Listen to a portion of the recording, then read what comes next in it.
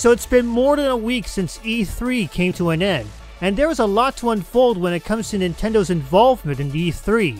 Plus, there is some commentary on what I thought about the event. But before we talk about Nintendo, there is another company that I wish to talk about. Limited Run Games. And they keep luring me in with their limited edition physical titles. Curse you, Limited Run! You'll pay for this with your soul! While Limited Run did show off a boatload of games getting a physical release, there are some that caught my attention. The first one is obvious. The Super NES classic Zombies Ate My Neighbors and its sequel Ghoul Patrol. The pre-order is available now as I speak, though it won't last forever. What a ghoulishly good time! Yeah, I'll get my coat. For fans of Double Dragon and Kunio-Kun, the franchises represented in these NES titles will get a physical release, as well as a digital release. Double Dragon and Kunio-Kun Retro Brawler Bundle. It's already available to download, though those who prefer physical cards will get their chance to expand their collection. Just be wary of Renegade. I know how horrible that can be. Also, for fans of the first-person shooter game Strife, will also be able to dive into the game on Nintendo Switch. This game released back in November of 2020. You know, with all these classic first-person shooter games on the Switch, I wonder if we'll see others like Heretic, Hexen, Quake, and the original Unreal tournaments. That's something to look forward to. Unreal, ID, make it happen! From what I understand, Haven is also getting a physical edition from Limited Run as well. While the trailer did point out to the PlayStation 4 and 5 versions, Limited Run also confirmed a Switch port. This looks like something I want to check out just for the hell of it. It may even show up on Twitch in the future, or rather my Twitch stream in the future. Won't that be a pleasant surprise? At this point, Tony Hawk 1 and 2 are just about out on the Switch, but for those who want an alternative, there's Skatebird. Yeah, it sounds that silly, considering that birds normally fly, but considering how the gameplay is turning out so far, this looks like a really wacky skateboard game for anyone who isn't fond of Tony Hawk. And yes, I will get Tony Hawk in the future, but this game will definitely be streamed over Tony Hawk. No offense, Hawksters. And did I forget Axiom Verge? Or rather, its sequel? In fact, I'll admit there were a lot of interesting titles getting a physical announcement. Contra's finally following suit of Castlevania's physical variation. Blood Rain's joining in on the fun cause why not? Retromania is coming out for fans of WrestleMania the arcade game. There's also the River City Girls games coming out, and I regret passing up on the first game. RWBY Grim Eclipse is also getting a physical edition on Switch. And yes, let's not forget the big one, Plumbers Don't Wear Ties. The angry video game nerd must be raging over that announcement.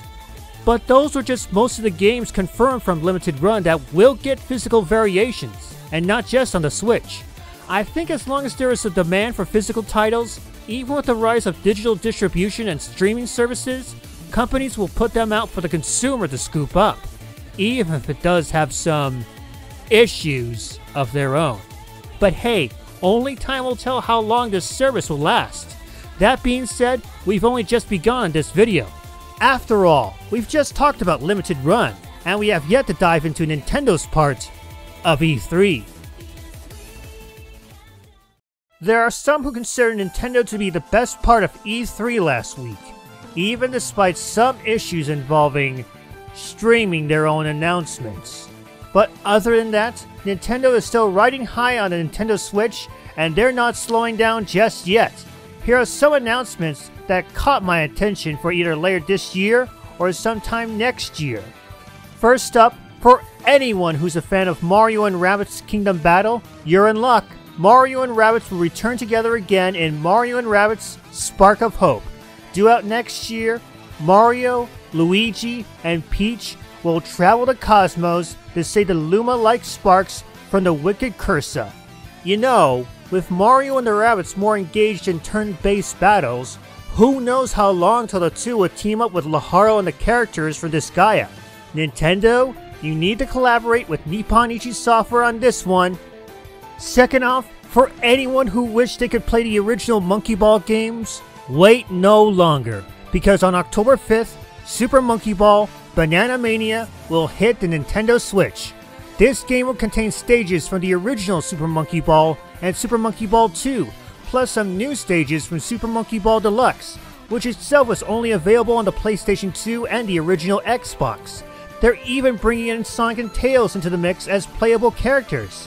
Now that's more fun than a barrel full of monkeys. I'll get my code again. And for those who are waiting for a new Metroid game, I'll say it again, wait no longer. Metroid Dread has been announced, and it will release on October 8th, a sequel to Metroid Fusion on the Game Boy Advance, and the final chapter of the Samus and the Metroid saga.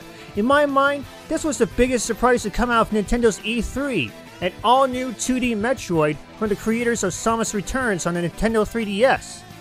I hope Nintendo does port some of its other Metroid games to the Switch.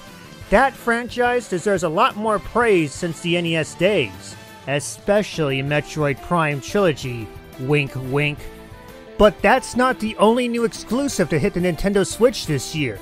Shin Megami Tensei 5 has been confirmed for the Nintendo Switch, courtesy of Nintendo, Sega, and Atlus. This game is supposed to be out on November 12th, and truth be told, I've never truly played a Shin Megami Tensei title at all, and I'm not kidding. I may consider giving this title a go when it comes out this year. Man, why is it that there are so many good titles coming out for the Switch? I can barely keep up here.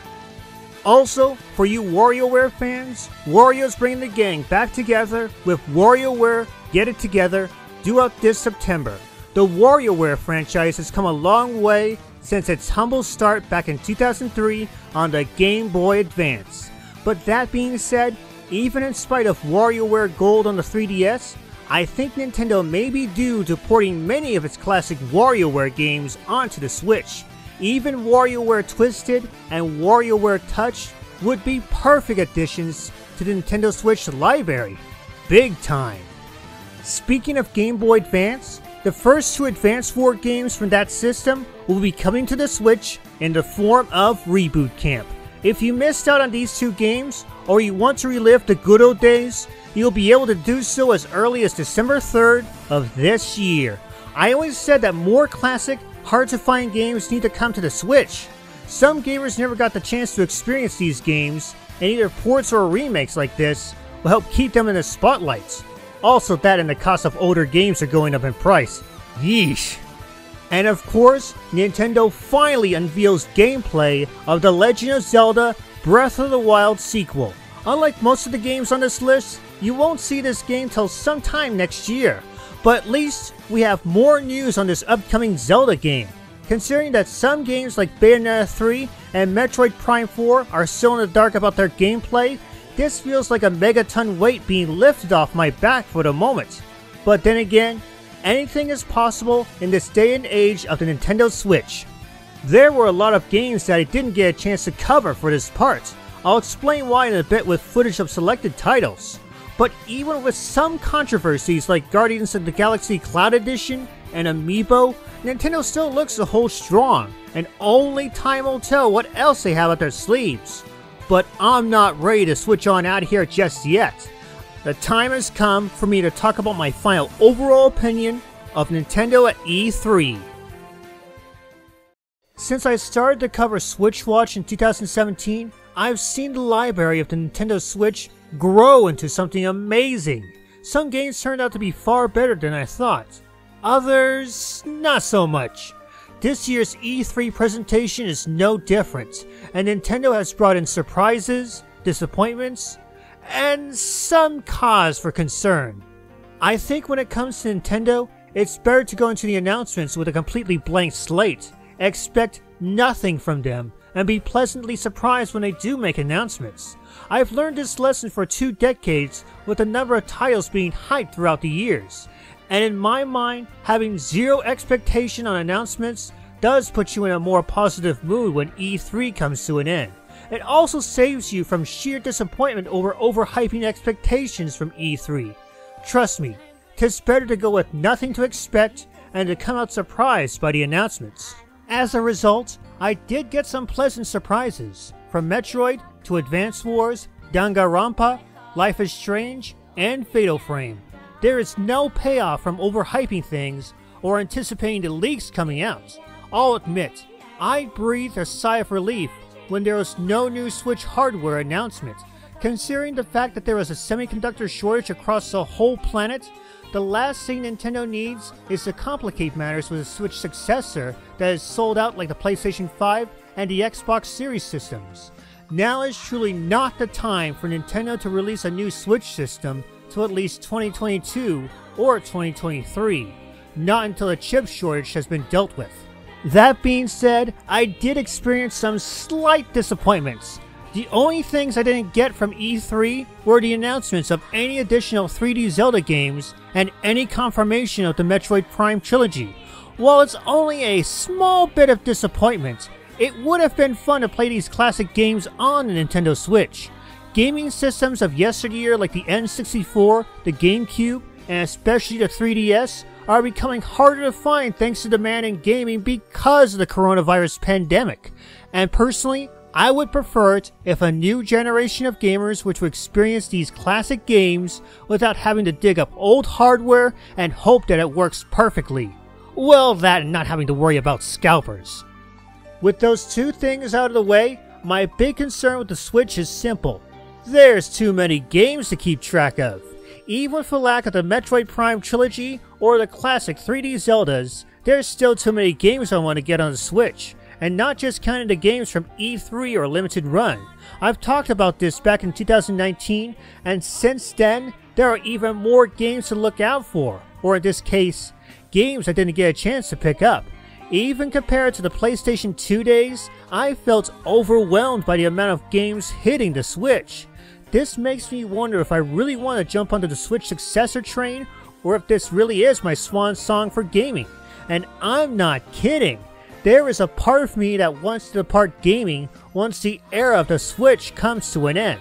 But still, I think as long as Nintendo keeps going down the path it's currently on, they will continue to push for the hybrid model of gaming like the Nintendo Switch. Overall, I'm still very happy that Nintendo chose this path, even if I do get bogged down by the games coming out. But hey, only time will tell how the next couple of years will end up for the Switch, be it to continue on or to step down for a successor. That's my opinion. What's yours? With that out of the way, I can finally switch on out of here.